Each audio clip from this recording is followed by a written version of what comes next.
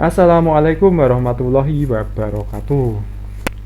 Ya, jumpa lagi kita di semester baru, semester ganjil 2020 dengan saya Adi Wijayanto di mata kuliah PBO atau pemrograman berorientasi objek. Di semester 3 ya, ini untuk PBO ada di semester 3. PBO mata kuliah pemrograman berorientasi objek ada 3 SKS, yang mana 2 SKS adalah teori dan 1 SKS adalah praktikum. Pada kesempatan kali ini saya akan menyampaikan RPS-nya. Nanti harapannya mahasiswa bisa mengetahui apa saja yang akan dipelajari di mata kuliah PBO, kemudian bagaimana kita akan menjalankan kuliah ini ya, apalagi sekarang masih pandemi COVID-19, tentu saja kuliahnya masih daring. Oke, kita ke RPS-nya. RPS-nya ini ya, awalnya ditulis oleh Pak Afrizal yang sekarang beliau sedang studi lanjut di Belanda.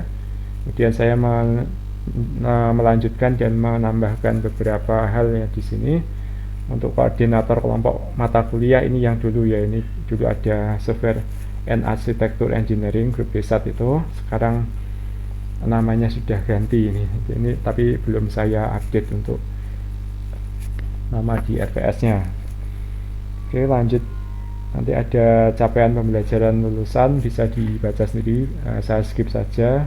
Kemudian untuk pengetahuan dan keterampilan khusus di sini masih saya kosongi ya, tapi tentu saja untuk keterampilannya adalah keterampilan mengenai pemrograman yang menggunakan paradigma PBO atau pemrograman berorientasi objek atau Object Oriented Programming atau OOP. Untuk capaian mata kuliah, nanti mahasiswa diharapkan mampu memahami dan mengimplementasikan konsep atau paradigma pemrograman berorientasi objek. Untuk pengalaman belajar ini ya, ini ada cakupan materinya. Nanti kita belajar mengenai kelas, objek, inheritance, polymorphism, dan hal-hal lain ya, konsep-konsep OOP. Nanti ada proses diskusi, kemudian belajar mandiri dan sebagainya ya ini. Nanti juga ada praktikum yang 1 SKS tadi untuk mengimplementasikan teori OOP gitu. Nanti juga akan saya perkenalkan bagaimana implementasi OOP di sejumlah bahasa ya. Untuk bahasa pemrograman yang akan kita pakai di sini utamanya saya menggunakan bahasa pemrograman Java. Tapi saya nanti bisa ini ya, tidak masalah, kita bisa diskusi kalau ada teman-teman mahasiswa yang sudah mencoba ya konsep OOP di bahasa pemrograman yang lain gitu. Baik, ini adalah referensinya. Referensinya nanti akan saya posting ya di e-learning. Kita nanti sepakati saja misalnya menggunakan Spada UNS atau mungkin karena teman-teman sudah biasa menggunakan Google Classroom gitu ya misalnya. Kemudian ada sejumlah tautan atau link yang berisi materi yang nanti harus kalian baca gitu. Oke, saya masuk ke daftar materi. Baik, di sini ada satu ini ya, ada setengah semester gitu maksud saya, mulai dari minggu pertama sampai minggu ke-8. Yang pertama, nanti kita akan membahas mengenai konsep kelas dan objek ya. Materi pokok yang ada di minggu pertama itu kurang lebih adalah konsep kelas, objek, konstruktor, dan package ya. Kemudian untuk referensi sudah saya tulis di situ, referensi saya singkat ref ya. Kalau ref 1 nanti dilihat di daftar referensi yang halaman sebelumnya yang nomor 1 gitu ya. Kemudian ref 2, ref 8. Nah ini kalau bentuknya link nanti tinggal langsung diklik saja ya itu. Atau nanti bisa dicek juga di halaman sebelumnya ya, yang nomor 2 dan nomor 8. Nah ini ada pop up nya keluar, ini linknya kemana gitu. Kemudian di sini ada metode pembelajaran ya, karena kita nanti masih online, tentu saja proses pembelajaran nanti akan lebih banyak menggunakan media internet ya ini. Untuk luring ini maksudnya luar jaringan atau offline ya. Untuk offline nanti kalian mahasiswa saya harapkan membaca materi secara mandiri. Materinya yang mana ya? Nanti kalian lihat yang kolom sebelumnya ini ya, yang referensi itu. Nanti silahkan dibaca, kemudian ini ya yang sesuai dengan materi per minggunya begitu. Kemudian untuk yang metode daring atau yang online ya, nanti saya akan ini ya sudah mendistribusikan atau mengupload materi di e-learning. Nanti kita bisa yang tadi ya kita sepakati mau pakai Google Classroom atau pakai Spada UNS atau mungkin ada yang lain. Kemudian untuk yang kedua nanti ada diskusi ya. Diskusi ada tanya jawab atau nanti bisa berupa live quiz atau live coding ya. Oke, jadi seperti itu. Untuk daring akan saya perjelas lagi ya. Jadi nanti di sini ketika mungkin dulu ya kalian sudah mengalami yang semester sebelumnya yang daring itu mungkin dalam penyampaiannya gitu ya, mungkin dosen selama itu ya mungkin 1 jam atau 2 jam menjelaskan dan sebagainya itu.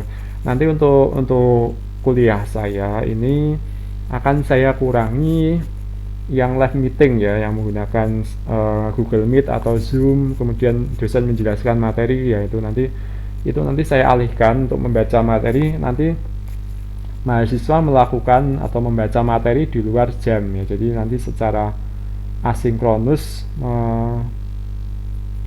mahasiswa mempelajari materinya sendiri. Kemudian untuk sesi yang sinkronus, yang virtual meetingnya itu akan kita gunakan untuk tanya jawab. Tapi untuk sesi sinkronus yang pakai Google Meet atau Zoom itu juga tidak tiap minggu ya. Nanti bisa juga kita isi dengan live quiz atau live coding menggunakan aplikasi gitu. Untuk waktu ya ini kita lanjut ke kolom berikutnya. Setiap materi itu saya beri waktu 1 minggu, yaitu maksudnya 1 minggu untuk belajar, kalian membaca gitu. Kemudian nanti ketika jam kuliah, ketika jamnya itu ya jadwalnya itu kita tanya jawab atau live quiz atau live coding tadi ya gitu.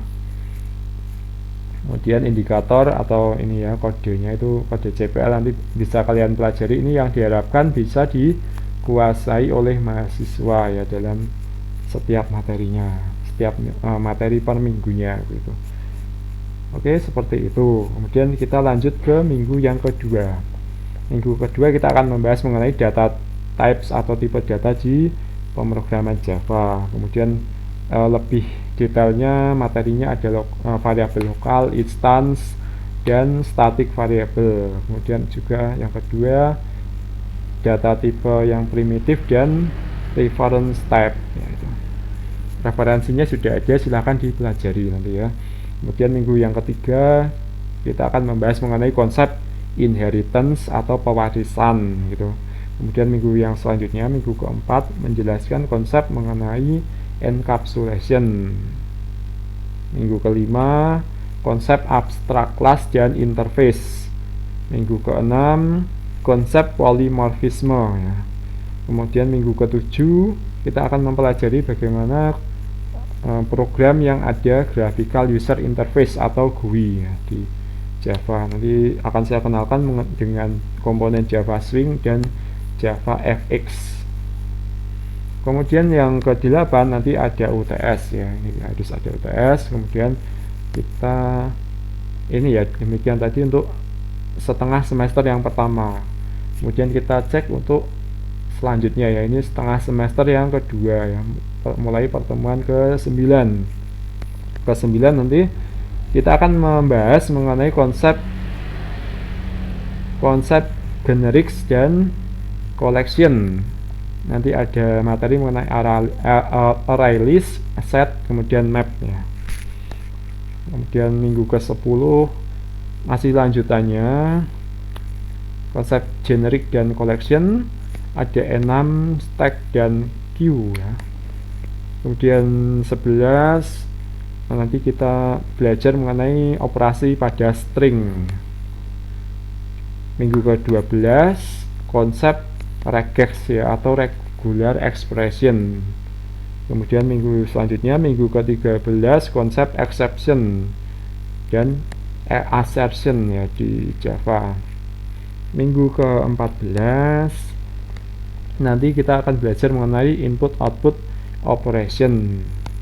Nanti kita membahas mengenai input stream dan output stream.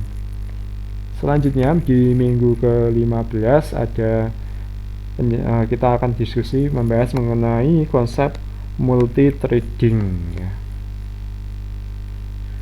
Nanti di Java itu ada thread ya, nanti kita akan bahas itu seperti apa. Ini oke, itu tadi materi dari minggu pertama sampai minggu ke terakhir ya. Yang terakhir tentu saja ada UTS. Kemudian referensinya maksud saya yang terakhir ada UAS ya, maaf saya ralat. Kemudian materinya di tiap minggu sudah jelas ya, di situ sudah saya tulis. Nanti harapannya mahasiswa membaca dulu materinya. Kemudian ketika jadwal kuliah yang dijadwalkan itu kita pakai untuk tanya jawab. Nah, nanti saya akan menanya mahasiswa ya, itu bisa juga seperti itu. Itu nanti akan ada nilainya juga. Oke, selanjutnya adalah baiklah itu tadi ya, saya sudah menyinggung bagaimana tadi kuliahnya, materinya, terus bagaimana penilaiannya ya. Ini saya tuliskan ada komponen penilaian ya, ini komponen penilaian ada UK1 sampai UK5. UK1 adalah UTS, UK2 adalah UAS, UK3 evaluasi atau tanya jawab, UK4 aktivitas di LMS. LMS itu e-learningnya atau learning management system. Kemudian UK5 ada praktikum. Nah, ini UTS mungkin kalian sudah lihat, ini ada satu kalimat yang tampil. Untuk UTS dan UAS ini kita bikin simple ya. UTS dan UAS nanti mahasiswa mengumpulkan rangkuman materi atau catatannya ya, apa yang sudah dipelajari selama setengah semester itu. Kemudian saya minta nanti ada presentasi ya dalam bentuk video. Mungkin ini perkiraan aja, durasinya 10-15 menit. Kalian menjelaskan selama setengah semester itu yang dipelajari seperti apa, terus kalian ya itulah menjelaskan. Misalnya nanti ada konsep kelas, lah itu kalian jelaskan kelas itu bagaimana gitu ya. Nanti bagaimana caranya itu tidak usah terlalu panjang ya, pokoknya selama mungkin 10-15 menit itu sudah mencakup semua. Nah, gampang toh untuk UTS dan UAS-nya. Kemudian ada evaluasi dan tanya jawab ya. Ya, ini yang saya maksud ketika jadwal perkuliahan yang sudah dijadwalkan di itu ya, di SIAKAD itu, di jadwal UNS itu akan kita laksanakan mungkin virtual meeting ya di sini untuk tanya jawab secara langsung. Nanti tentu saja dari saya akan menanyakan ke kalian ya, kepada mahasiswa. Ya, bagaimana kalau mahasiswa yang bertanya nanti bisa juga, tapi tidak bisa terlalu banyak ya. Untuk pertanyaan mahasiswa nanti melalui e-learning gitu. Nanti akan saya jelaskan. Kemudian bisa juga nanti berupa live quiz ya. Jadi maksudnya live quiz nanti dalam satu waktu tertentu, nanti ada jamnya, itu kalian mengerjakan quiz yang saya berikan. Kemudian setiap nomor itu saya batasi ada waktunya. Nanti melalui ada aplikasi ya, nanti saya pakai aplikasi, kemudian mengerjakannya sesuai waktu ya. Kalau waktunya habis kalian belum selesai ya lewat gitu. Berarti nanti ya poinnya mungkin tidak bisa maksimal gitu ya. Kemudian untuk live quiz tadi materi yang saya tanyakan sesuai dengan materi yang dipelajari tiap minggu. Oke, untuk evaluasi tanya jawab seperti itu. Kemudian ada aktivitas di LMS atau Learning Management System. Nah, nanti saya akan menilai aktivitas yang dilakukan oleh mahasiswa di e-learning. E-learningnya nanti kita sepakati pakai pada UNS atau Google Classroom. Nanti itu saya lihat tiap minggu yang posting siapa gitu ya. Kalau tidak posting ya tidak ada poin gitu. Kemudian yang diposting apa di e-learning, mahasiswa bisa bertanya, atau bisa menjawab pertanyaan ya, yang diajukan oleh mahasiswa lain. Bisa juga mahasiswa memposting tutorial ya nanti. Nah, nanti saya akan menanggapi postingan yang relevan, jadi mungkin tidak semua postingan akan saya tanggapi itu ya. Nanti saya pilih gitu ya yang relevan yang mana gitu. Ya, mahasiswa juga ini ya harus ada yang menjawab juga ya. Nanti kalau misalnya ada pertanyaan dari temannya, nanti ikut menjawab gitu. Kemudian yang terakhir ada praktikum ya, ini nanti ada modul praktikum akan dipandu oleh asisten gitu ya. Ini belum detailnya, yang lebih detail belum saya bahas dengan asisten untuk praktikumnya ya. Kurang lebih nanti tiap minggu ada praktikum, tapi praktikum tidak 16 kali pertemuan ya, mungkin hanya 12 kali pertemuan. Kemudian setiap pertemuan ada yang dikerjakan, ada yang dinilai.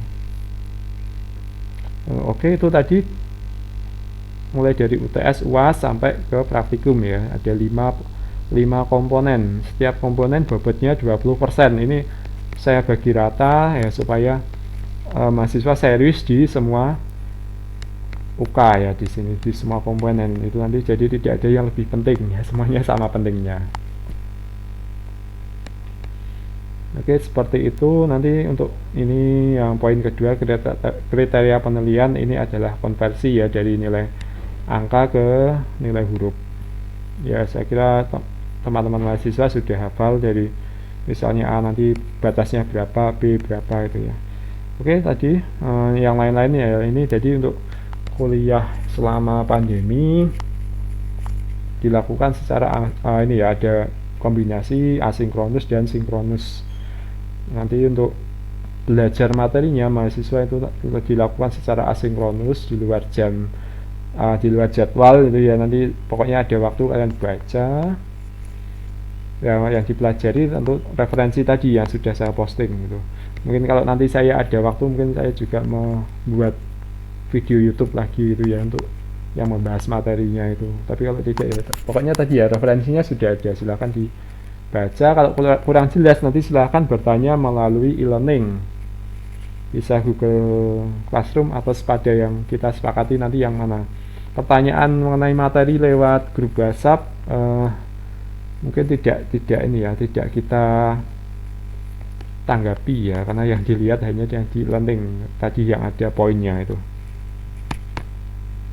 Kemudian untuk tadi di e-learning juga asinkronus, jadi tidak terikat jam. Untuk sesi sinkronus ada ya tadi, bisa kita isi dengan virtual meeting untuk tanya jawab atau live quiz melalui aplikasi begitu. Oke, itu tadi penjelasan mengenai RPS, materi kuliah, kemudian komponen penilaian ya, dan bobot penilaian. Begitu. Apabila nanti ada yang belum jelas, silakan menulis komen di ini ya, di kolom komentar, atau nanti kalau sudah kita sepakati e-learningnya di mana, bisa bertanya langsung di e-learning. Demikian. Terima kasih atas perhatiannya. Sampai jumpa di pertemuan berikutnya. Wassalamualaikum warahmatullahi wabarakatuh.